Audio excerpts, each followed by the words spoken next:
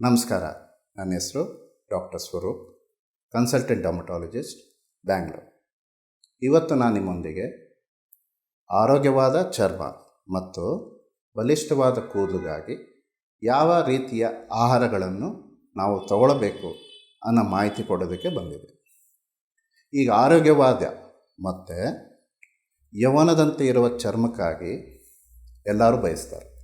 ಅದಕ್ಕೆ ಜನರು ಎಷ್ಟೊಂದು ಸರಿ ಡಾಕ್ಟರ್ ಸಲಹೆ ಇದೆ, ನಾನಾ ಹಂತದ ಕಾಸ್ಮೆಟಿಕ್ಸು ಬಳಸ್ತಾರೆ, ಕೆಲವು ಸರಿ ಸ್ಟಿರಾಯ್ಡ್ಸು ಬಳಸ್ತಾರೆ. ಅದಲ್ಲದೆ ಚರ್ಮದ ಸೌಂದರ್ಯ ಚಿಕಿತ್ಸೆಗಾಗಿ ಅಥವಾ ಶಸ್ತ್ರಚಿಕಿತ್ಸೆಗಾಗಿ ಎಷ್ಟೊಂದು ಖರ್ಚು ಮಾಡ್ತಾರೆ.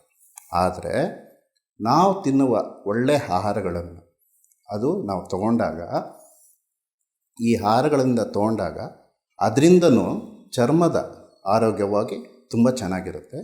ಈ ಸೂಕ್ಷ್ಮತೆಯನ್ನು ಕೆಲವು ಸರಿ ಜನರು ಒಂದೊಂದು ಸರಿ ಮರ್ತು ಬಿಡ್ತಾರೆ, ಅಂದರೆ ಇಗ್ನೋರ್ ಮಾಡಿ. ಇವತ್ತು ನಾನು ನಿಮಗೆ ಯಾವ ರೀತಿ ಆಹಾರಗಳನ್ನು ನಾವು ತಗೊಳ್ಳಬೇಕು ಅನ್ನೋ ಮಾಹಿತಿ ಕೊಡ್ತೀನಿ. ಈ ಇತ್ತೀಚೆಗೆ ತುಂಬ ಚರ್ಚೆ ಆಗ್ತಾ ಇರೋದು ವಿಷಯ ಏನಂದರೆ ಗಟ್ ಸ್ಕಿನ್ ಆಕ್ಸೆಸ್ ಅಂತ ಹೇಳ್ತೀವಿ. ಅಂದರೆ ನಾವು ಒಳ್ಳೆಯ ಆಹಾರಗಳನ್ನು ನಾವು ತಗೊಂಡಾಗ ನಮ್ಮ ಗಟ್ ಒಳಗಡೆ ಒಳ್ಳೆ ಬ್ಯಾಕ್ಟೀರಿಯಾ ಪ್ರಮಾಣ ಹೆಚ್ಚಾಗುತ್ತೆ. ಅಂದರೆ ಫಾರ್ ಎಕ್ಸಾಂಪಲ್ ಲ್ಯಾಕ್ಟೋಬ್ಯಾಸಿಲಸ್ ಅಂತ ಹೇಳ್ತೀವಿ. ಇದು ಬಂದು ನಾವು ತಗೊಳ್ಳೋ ಆಹಾರಗಳನ್ನು ಚೆನ್ನಾಗಿ ಡೈಜೆಷನ್ಗೆ ಪ್ರೋಸೆಸ್ಗೆ ಹೆಲ್ಪ್ ಮಾಡುತ್ತೆ. ಈ ಪ್ರೋಸೆಸ್ಸಿಂದ ಒಳ್ಳೆ ಮೆಟಬಲೈಟ್ ಹುಟ್ಟಿ ನಮ್ಮ ಚರ್ಮದಲ್ಲಿರುವ ಒಳ್ಳೆ ಬ್ಯಾಕ್ಟೀರಿಯಾವು ಹೆಚ್ಚು ಪ್ರಮಾಣದಾಗಿ, ಸೊ ಅದರಿಂದ ನಮ್ಮ ಚರ್ಮವು ಆರೋಗ್ಯವು ಚೆನ್ನಾಗಿರುತ್ತೆ. ಸೊ ಯಾವ ಪದಾರ್ಥವು ತಿನ್ನೋ ಪದಾರ್ಥಗಳು ತೊಗೊಳ್ಬೇಕು ಅನ್ನೋ ನಿಮಗೆ ಮಾಹಿತಿ ಕೊಡ್ತೀವಿ. ಮೊದಲದಾಗಿ ಪ್ರೋಟೀನ್ ಸಮೃದ್ಧ ಆಹಾರಗಳು ಅಂತ ಹೇಳ್ತೀವಿ. ಅಂದರೆ plant based proteins. Example legumes ಅಂತ ಹೇಳ್ತೀವಿ. ಲೆಗ್ಯೂಮ್ಸ್ ಅಂದರೆ ನಾವು ಬಳಸುವ ಬೇಳೆಗಳು ಮತ್ತು ಕಾಳುಗಳು, ದಿನನಿತ್ಯ ಬಳಸುವ, ಅಂದರೆ ಉದ್ದಿನ ಬೇಳೆ ಇರ್ಬೋದು, ಹೆಸರು ಬೇಳೆ ಇರ್ಬೋದು, ಅದಲ್ಲದೆ ಕಾಳುಗಳಿರ್ಬೋದು, ಎಲ್ಲ ಥರ ಕಡಲೆಕಾಳು, ಹಲಸಿನ ಕಾಳು, ಸೋಯಾ ಬೀನ್ಸ್ ಅಂತ ಹೇಳ್ತೀವಿ, ಮತ್ತು ಬಟಾಣಿ. ಇದರಲ್ಲಿ ಹೆಚ್ಚು ಪ್ರಮಾಣದ ಪ್ರೋಟೀನ್ಸ್ ಇರುತ್ತೆ. ಇದಲ್ಲದೆ ಹಾಲಿರ್ಬೋದು, ಮೊಸರು ಇರ್ಬೋದು, ಮೊಟ್ಟೆ ಇರ್ಬೋದು, ಇದರಲ್ಲೂ ಪ್ರೋಟೀನ್ಸ್ ರಿಚ್ ಆಗಿರುತ್ತೆ. ಈ ಪ್ರೋಟೀನ್ಸ್ ನಾವು ಸೇವನೆ ಮಾಡೋದ್ರಿಂದ ನಮ್ಮ ಕೂದಲು ಚೆನ್ನಾಗಿರುತ್ತೆ, ಚರ್ಮವು ಚೆನ್ನಾಗಿರುತ್ತೆ. ಎರಡನೇದು ತೊಗೊಂಡಾಗ ಹಸಿರು ತರಕಾರಿಗಳು, ಅಂದರೆ ಗ್ರೀನ್ ಲೀಫಿ ವೆಜಿಟೇಬಲ್ಸ್. ಈ ಪಾಲಕ್ ಸೊಪ್ಪು ಇರ್ಬೋದು, ಮೆಂತ್ಯದ ಸೊಪ್ಪು ಇರ್ಬೋದು. ಅದಲ್ಲದೆ ತರಕಾರಿಗಳು ತೊಗೊಂಡ್ರೆ ಕ್ಯಾರೆಟು ಅಥವಾ ಬೀಟ್ರೂಟು, ಟೊಮ್ಯಾಟೊ ಮತ್ತು ಬೆಲ್ ಪೆಪ್ಪರ್ ಅಂತೀವಿ. ಬೆಲ್ ಪೆಪ್ಪರ್ ಅಂತಂದರೆ ದಪ್ಪಮೆಣ್ಸಿನ್ಕಾಯಿ. ಎಲ್ಲ ಕಲರ್ ರೀತಿಯ ದಪ್ಪಮೆಣ್ಸಿನ್ಕಾಯಿ ನಾವು ತೊಗೊಳೋದ್ರಿಂದ ಇದರಲ್ಲಿ ಹೆಚ್ಚಾಗಿ ವಿಟಮಿನ್ಸು ಇರುತ್ತೆ ಮತ್ತು ಆ್ಯಂಟಾಕ್ಸಿಡೆಂಟ್ಸು ಇರುತ್ತೆ. ಇದು ನಮ್ಮ ಚರ್ಮ ಹೊಳಕೆಗೆ ತುಂಬ ಒಳ್ಳೆಯದು, ಕೂದಲು ಬಲಿಷ್ಠವಾಗೋಕ್ಕೆ ತುಂಬ ಒಳ್ಳೆಯದು. ಮೂರನೇದಾಗಿ ಹೇಳಬೇಕು ಅಂದರೆ ಹಣ್ಣುಗಳು, ಅಂದರೆ ಕಲರ್ಫುಲ್ ಫ್ರೂಟ್ಸ್ ಅಂತ ಹೇಳ್ತೀವಿ. ಮೊದಲದಾಗಿ ಸಿಟ್ರಸ್ ಫ್ರೂಟ್ಸ್, ಅಂದರೆ ಮೂಸಂಬಿ, ಆರೆಂಜ್ ಮತ್ತು ಗ್ರೇಪ್ಸ್ ಇರ್ಬೋದು. ಅದಲ್ಲದೆ ಪಪಾಯ ಅಥವಾ ಆ್ಯಪಲ್ಲು, ಸೀಬೆಹಣ್ಣು ಮತ್ತು ಬೆರೀಸ್, ಅಂದರೆ ಬೆಟ್ಟದ ನೆಲ್ಲಿಕಾಯಿ.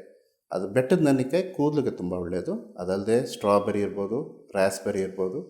ಇವೆಲ್ಲವೂ ಈ ಹಣ್ಣುಗಳಲ್ಲಿ ವಿಟಮಿನ್ ಎ, ವಿಟಮಿನ್ ಸಿ ಮತ್ತು ವಿಟಮಿನ್ ಇ ಇರುತ್ತೆ. ಇವು ತುಂಬ ಮುಖ್ಯ ನಮ್ಮ ಸ್ಕಿನ್ಗೆ, ಯಾಕಂದರೆ ಇದು ಆ್ಯಂಟಾಕ್ಸಿಡೆಂಟ್ಸ್ ಆಗಿ ಕೆಲಸ ಮಾಡುತ್ತೆ.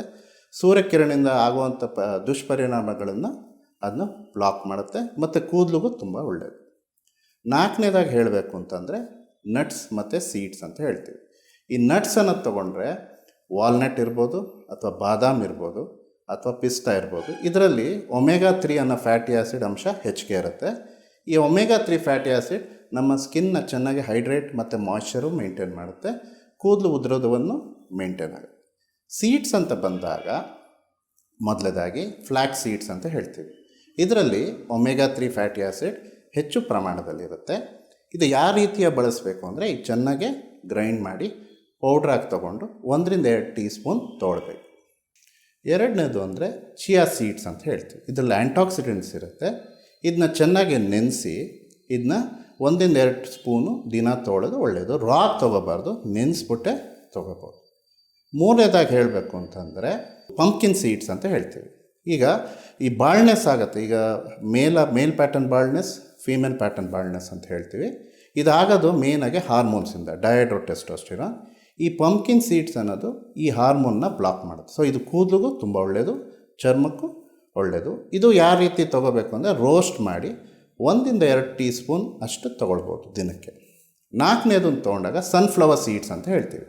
ಇದರಲ್ಲಿ ವಿಟಮಿನ್ ಇ ಅಂಶ ಜಾಸ್ತಿ ಇರುತ್ತೆ. ವಿಟಮಿನ್ ಇ ನಮ್ಮ ಸ್ಕಿನ್ ಹೊಳಕೆಗೆ ತುಂಬ ಒಳ್ಳೆಯದು, ಕೂದಲಿಗೂ ತುಂಬ ಒಳ್ಳೆಯದು. ಇದು ಯಾವ ರೀತಿಯಾರು ತೊಗೋಬೋದು, ನಾವು ರೋಸ್ಟ್ ಮಾಡ್ಬೋದು, ಇಲ್ಲ ರಾಗಿ ತೊಗೋಬೋದು, ಇಲ್ಲ ನೆನೆಸ್ಬಿಟ್ಟು ತೊಗೋಬೋದು.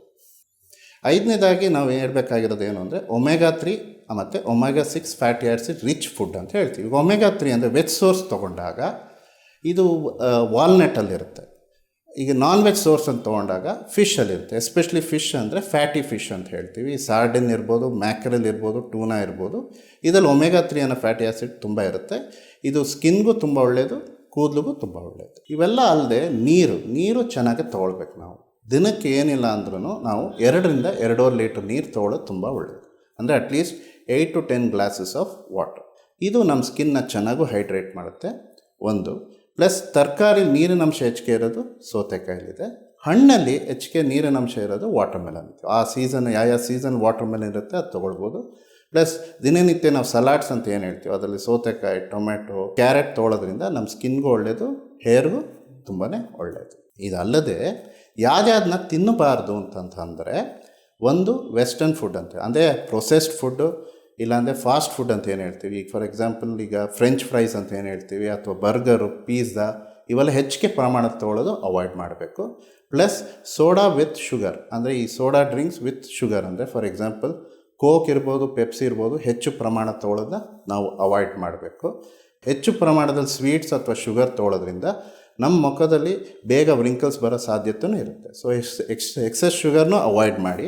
ಮತ್ತು ರಿಫೈನ್ಡ್ ಶುಗರ್ ಅಂದರೆ ರೈಸ್ ಬದಲಾಗಿ ಬೇಕಾದ್ರೆ ಬ್ರೌನ್ ರೈಸ್ನ ತೊಗೊಳ್ಬೋದು, ಬ್ರೋಕನ್ ವೀಟ್ ಅನ್ನೋದು ತೊಗೊಳ್ಬೋದು. ಆವಾಗಲೇ ಒಂದು ವಿಷಯ ಹೇಳಿದ್ದೆ, ಅದು ಗಟ್ ಸ್ಕಿನ್ ಆಕ್ಸೆಸ್ ಅಂತ. ಅಂದರೆ ಒಳ್ಳೆ ಬ್ಯಾಕ್ಟೀರಿಯಾವನ್ನು ಹೆಚ್ಚಿಗೆ ಪ್ರಮಾಣದಲ್ಲಿ ನಮ್ಮ ಗಟ್ಟಲ್ಲಿ ಇರಬೇಕು ಅಂತ. ಅದ್ರ ಸಲುವಾಗಿ ಪ್ರೋಬಯೋಟಿಕ್ಸ್ ಮತ್ತು ಪ್ರೀಬಯೋಟಿಕ್ಸ್ ಅಂತ ಹೇಳ್ತೀವಿ. ಈಗ ಪ್ರೋಬಯೋಟಿಕ್ಸ್ ಅಂತ ತೊಗೊಂಡಾಗ ಒಂದು ಯೋಗಟ್ ಅಂತ ಹೇಳ್ತೀವಿ, ಇಲ್ಲಾಂದರೆ ಫರ್ಮೆಂಟೆಡ್ ಕ್ಯಾಬೇಜ್, ಅದನ್ನ ಕಿಮ್ಚಿ ಅಂತ ಹೇಳ್ತೀವಿ. ಇದು ತೊಗೊಳ್ಳೋದು ಒಳ್ಳೆಯದು, ಯಾಕಂದರೆ ಇದು ನಮ್ಮ ಒಳ್ಳೆ ಬ್ಯಾಕ್ಟೀರಿಯಾ ಅಂದರೆ ಲ್ಯಾಕ್ಟೋಬ್ಯಾಸಿಲ ಪ್ರಮಾಣನ ಹೆಚ್ಚಿಸುತ್ತೆ ಗಟ್ಟಲ್ಲಿ. ಅದರಿಂದ ಒಳ್ಳೆ ಡೈಜೆಷನ್ ಆಗುತ್ತೆ. ಅದಲ್ಲದೆ ಸ್ಕಿನ್ದು ಮೈಕ್ರೋಬಯಮು ಇಂಪ್ರೂವ್ ಆಗುತ್ತೆ. ಪ್ರೀಬಯೋಟಿಕ್ಸ್ ಅಂತ ಬಂದಾಗ ಹೆಚ್ಚಿಗೆ ಪ್ರಮಾಣದಲ್ಲಿ ಒಂದು ಈರುಳ್ಳಿಲಿರುತ್ತೆ, ಇನ್ನೊಂದು ಗಾರ್ಲಿಕ್ ಅಂತ ಇರುತ್ತೆ, ಅದರಲ್ಲೂ ಇರುತ್ತೆ, ಮತ್ತು ಬನಾನಾ. ಈ 3ರಲ್ಲೂ ಪ್ರೀಬಯೋಟಿಕ್ ಅನ್ನೋ ಅಂಶಗಳು ಹೆಚ್ಚಿಗೆ ಇರುತ್ತೆ. ಆವಾಗಲೇ ನಾನು ಹೇಳ್ದಂಗೆ ಈ ಆ್ಯಂಟಾಕ್ಸಿಡೆಂಟ್ಸ್ ಅಂತ ಹೇಳ್ತೀವಿ. ಇದು ಹೆಚ್ಚು ಪ್ರಮಾಣದಲ್ಲಿ ಆಫ್ಕೋರ್ಸ್ ಗ್ರೀನ್ ಲೀಫಿ ವೆಜಿಟೇಬಲ್ಸಲ್ಲಿ ಇರುತ್ತೆ. ಮತ್ತು ಹಣ್ಣುಗಳು, ಎಲ್ಲ ಥರ ಕಲರ್ಫುಲ್ ಹಣ್ಣುಗಳು ಅಂದರೆ ಸಿಟ್ರಸ್ ಫ್ರೂಟ್ಸ್ ಇರ್ಬೋದು, ಅಥವಾ ಈ ಬೆರೀಸ್ ಅಂತ ಹೇಳ್ತೀವಿ, ಸ್ಟ್ರಾಬೆರಿ, ಕ್ರ್ಯಾನ್ಬೆರಿ ಇರ್ಬೋದು. ಇದಲ್ಲದೆ ಈ ಗ್ರೀನ್ ಟೀ ಅಂತ ಹೇಳ್ತೀವಿ. ಜನ ಯೂಶಲಿ ಹೆಚ್ಚಿಗೆ ಏನು ತೊಗೊಳ್ತಾರೆ, ಕಾಫಿ ಟೀ ಹೆಚ್ಚಾಗಿ ತೊಗೋತಾರೆ. ಅದ್ರ ಬದಲಾಗಿ ಗ್ರೀನ್ ಟೀ ಅನ್ನೋದು ತೊಗೊಳ್ಬೋದು, ಯಾಕಂದರೆ ಅದರಲ್ಲೂ ತುಂಬ ಆ್ಯಂಟಾಕ್ಸಿಡೆಂಟ್ಸ್ ಇರುತ್ತೆ. ಅದ್ರಲ್ಲಿ ಬೇಕಾದ್ರೆ ಚಿಯಾ ಸೀಡ್ಸ್ ಅನ್ನೋದು ಸ್ಪ್ರಿಂಕಲ್ ಮಾಡಿ ಅದಾಗೆ ಸೇವನೆ ಮಾಡ್ಬೋದು. ಇವೆಲ್ಲ ದಿನನಿತ್ಯ ಫಾಲೋ ಮಾಡೋದು. ಇದಲ್ಲದೆ ಎಕ್ಸಸೈಸ್ ಅನ್ನೋದು ತುಂಬ ಇಂಪಾರ್ಟೆಂಟ್. ನಾವು ರೆಗ್ಯುಲರಾಗಿ ಎಕ್ಸಸೈಸ್ ಮಾಡೋದ್ರಿಂದ ಒಂದು ಹೃದಯ ಹೆಚ್ಚಿಗೆ ರಕ್ತವನ್ನು ಪಂಪ್ ಮಾಡುತ್ತೆ ಎಕ್ಸಸೈಸ್ ಮಾಡೋದ್ರಿಂದ. ಅದರಿಂದ ಎಸ್ಪೆಷಲಿ ನಮ್ಮ ಫೇಸಲ್ಲಿ ಈ ರಕ್ತ ಚೆನ್ನಾಗಿ ಚುಮ್ಮಿದಾಗ ನಮ್ಮ ಒಳ ಚರ್ಮದಲ್ಲಿ ಒಂದು ಕೆಮಿಕಲ್ ಉತ್ಪಾದನೆ ಆಗುತ್ತೆ. ಅದನ್ನ ನಾವು ಹೈಲೋರಿನಿಕ್ ಆ್ಯಸಿಡ್ ಅಂತ ಹೇಳ್ತೀವಿ. ಅದು ನಮ್ಮ ಸ್ಕಿನ್ ಏಜಿಂಗ್ನ ಅಂದರೆ ಬೇಗ ವ್ರಿಂಕಲ್ಸ್ ಬರೋದನ್ನ ಅವಾಯ್ಡ್ ಆಗುತ್ತೆ. ಸೊ ರೆಗ್ಯುಲರ್ ಎಕ್ಸಸೈಸು ತುಂಬ ಇಂಪಾರ್ಟೆಂಟು. ಅದಲ್ಲದೆ ಅನ್ಇಂಟ್ರಪ್ಟೆಡ್ ಸ್ಲೀಪ್ ಅಂದರೆ at least 7 to 8 hours of daily uninterrupted sleep ಮಾಡೋದ್ರಿಂದನೂ ನಮ್ಮ ಸ್ಕಿನ್ಗೆ ಅಥವಾ ಹೇರ್ಗೆ ಅಥವಾ ಓವರಾಲ್ ಹೆಲ್ತ್ಗೆ ತುಂಬ ಒಳ್ಳೆಯದಾಗತ್ತೆ. ಸೊ ಎಕ್ಸಸೈಸ್ ಇರ್ಬೋದು, ಸ್ಲೀಪ್ ಇರ್ಬೋದು. ಅದಲ್ಲದೆ ಡಿಸ್ಟ್ರೆಸ್ ಅಂತ ಹೇಳ್ತೀವಿ, ಅಂದರೆ ಯೋಗ ಮಾಡೋದ್ರಿಂದ ಅಥವಾ ಮೆಡಿಟೇಷನ್ ಮಾಡೋದ್ರಿಂದ ಸ್ಟ್ರೆಸ್ ಅನ್ನೋದು ಕಮ್ಮಿ ಆಗುತ್ತೆ. ಸೊ ಇವತ್ತು ನಾನು ನಿಮಗೆ ಇವೆಲ್ಲ ಮಾಹಿತಿ ಕೊಟ್ಟಿರೋದನ್ನ ನೀವು ದಿನನಿತ್ಯ ಫಾಲೋ ಮಾಡೋದ್ರಿಂದ ಸ್ಕಿನ್ನು ಆರೋಗ್ಯವಾಗಿರುತ್ತೆ, ನಮ್ಮ ಕೂದಲು ಬಲಿಷ್ಠವಾಗಿರುತ್ತೆ. ಧನ್ಯವಾದಗಳು.